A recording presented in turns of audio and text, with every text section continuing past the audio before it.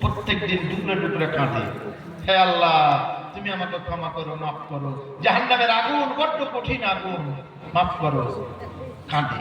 ঠিক রাত হলো, দেখছে ওকে অন্ধকারে, বলছে সালমান ফারসি রাদিয়াল্লাহু তাআলা বলছেন অন্ধকারে ওকে দেখতে পাওয়া যাচ্ছে না, বুঝতে পারছি না, কিন্তু ওর কান্নার আওয়াজ, টুকরে টুকরে কাঁদছে।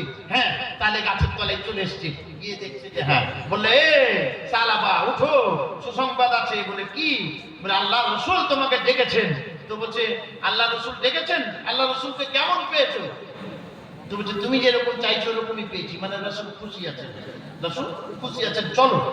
গভীর রাত ওকে নিয়ে গেল, গিয়ে দেখছে ফজরের আজান হয়ে গেছে, ফজরের নামাজ শুরু হবে। হযরত বেলাল রাদিয়াল্লাহু তাআলা ফজরের নামাজের দিয়েছেন, তাকবীর দিয়েছেন, ইকামত দিয়েছেন, নামাজ শুরু। আমার রাসূলুল্লাহ সাল্লাল্লাহু আলাইহি ওয়াসাল্লাম সূরা ফাতিহা পড়ার পরে ছোট্ট সূরা একবার শেষ, আলহাকুমুত তাকাসুর হাত্তা যুরতুমুল মাকাবির কাল্লা সাওফা তা'লামুন সুম্মা কাল্লা সাওফা তা'লামুন কাল্লা লাউ তা'লামুনা ইলমাল ইয়াকিন। এই সূরা শুরু করেছেন হাত্তা যুরতুমুল মাকাবির, এই পর্যন্ত পৌঁছেছেন।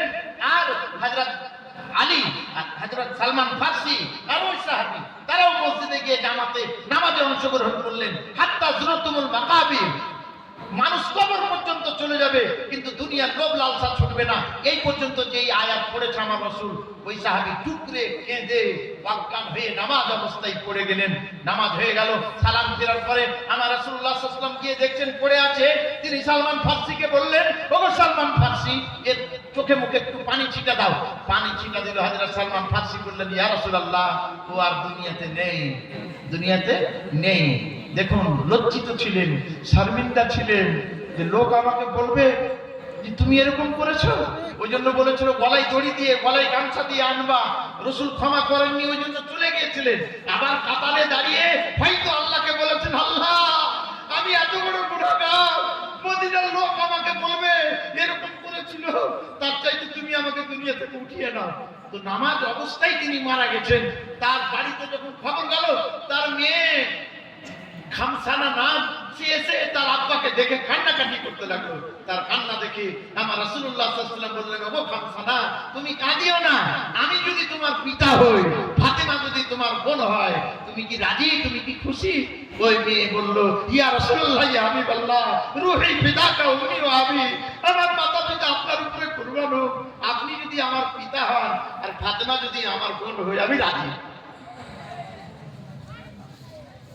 কি বুঝলেন? আপনি যদি আমার পিতা হয় আর ফাতেমা যদি আমার বোন হয়, আমি রাজি। বলে কান্না থামাও।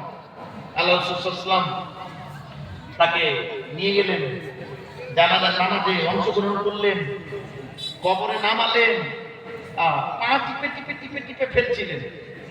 হযরত আবু বকর সিদ্দিক বললেন, ইয়া রাসূলুল্লাহ, আপনি এরকম পা টিপে টিপে ফেলছিলেন কেন?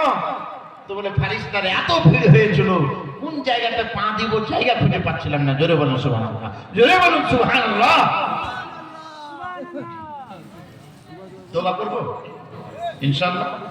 একটা ছোট্ট আমল বলে আমি বক্তব্য শেষ করব। ছোট্ট আমল কি? বুখারী শরীফের